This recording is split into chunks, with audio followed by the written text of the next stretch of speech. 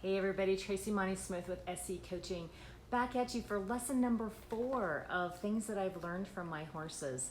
And before we dive into that, I want to once again, as always, give a shout out to my sponsor, Greg Bobby with Total Symmetry Personal Training. You can reach him at totalsymmetry@gmail.com. Working with Greg has been one of the best decisions that I have ever made, and it has helped me gain strength. It has helped me gain stamina, both of things that I need desperately when I'm working with horses on a daily basis.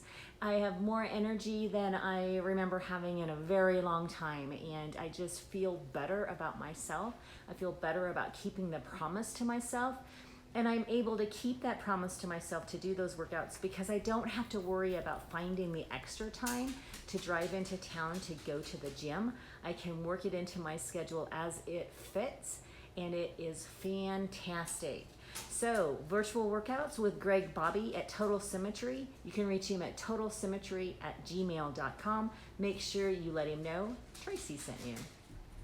So let's move on. You know what? I have been having an absolute blast doing these videos around the lessons that my horses have taught me. I picked out my top 10. Today we're going to talk about lesson number 4, and that lesson is, if they don't listen the first time, add a little bite the second time. If you have never watched a herd of horses as they interact, I highly, highly, highly recommend that you do that.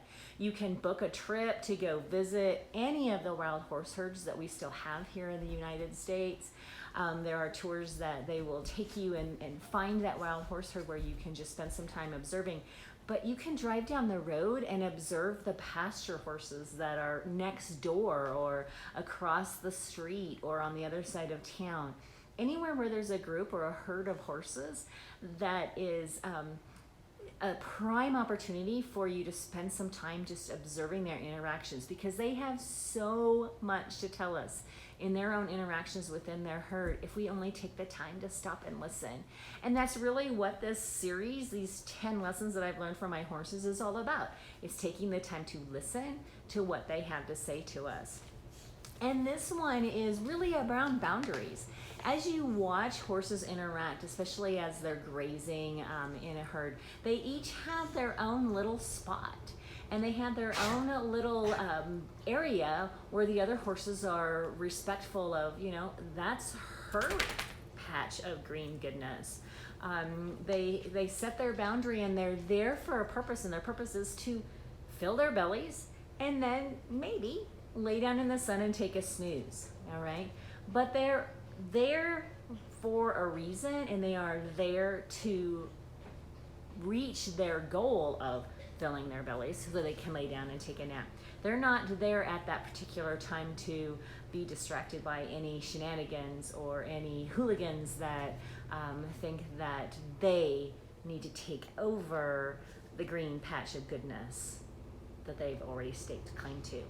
But as you watch them a little bit longer, sometimes you'll see another horse that's grazing nearby start to kind of creep in and start to push that boundary, because you know what? Your patch of green goodness might be better than my patch of green goodness. Or you might see a group of babies that's running around and playing tag with each other, and they encroach on the boundaries of mama because she's taking her me time. She's eating her grass, or she's taking her snooze, and she's got her me time, and she doesn't want anything to do with baby shenanigans running around and bumping into her and interrupting her snack time or her nap time.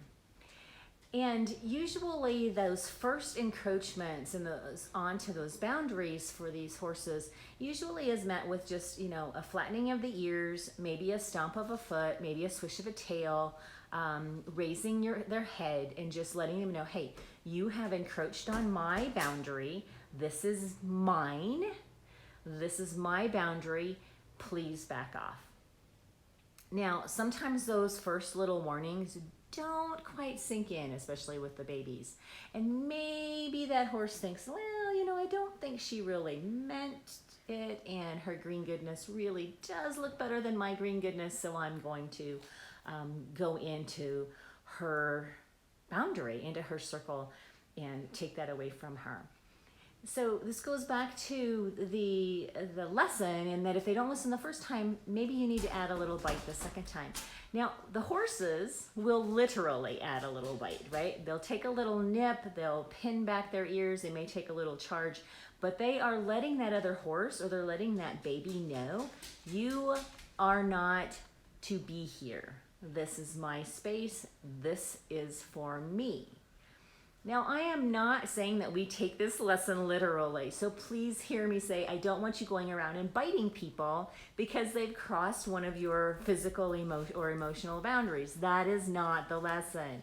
But the lesson is that you do get to accelerate and you do get to protect that boundary if they're not paying attention the first time. No physical biting, but you do get to protect that boundary. So this, again, is a lesson from the horses that I can work with. Where is it showing up for you? Where are you allowing people to come a little too closely to your boundaries? Where are people encroaching on your boundaries and you are setting that boundary?